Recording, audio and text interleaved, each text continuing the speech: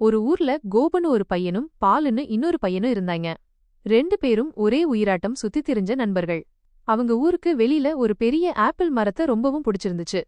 கோபு பாசமுள்ளவன். மரத்தை பார்த்தா நண்பா நீ எவ்ளோ நல்லா இருக்கன்னு சொல்லி பழங்களை பறிச்சு பேசுவான். ஆனா பாலுவோ கொஞ்சம் சுயநலம் உள்ளவன். அவனுக்கு பழம் வேணும்னா கல்ல எடுத்து எறிவான், இல்லனா கிளைய முறிச்சு போடுவான்.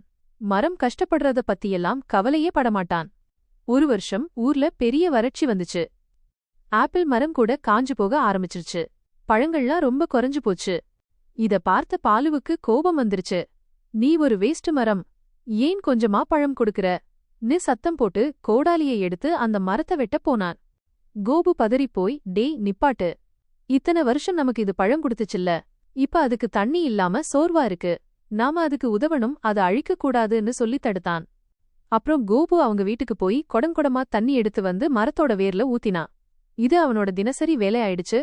கொஞ்ச நாள்லயே மரம் மறுபடியும் தளதளன்னு வளர ஆரம்பிச்சது. அடுத்த தடவை அறுவடை வந்தபோது மரம் முன்னாடி இருந்ததை விட நிறைய நல்ல சூப்பரான பழங்களை கொடுத்துச்சு. இத பார்த்த பாலுவுக்குத்தான் செஞ்சது தப்புன்னு உரைச்சு போச்சு. அவன் கோபு கிட்ட மன்னிப்பு கேட்டான். அன்னையிலேர்ந்து அவனும் மரத்த அன்பா கவனிக்க ஆரம்பிச்சான்.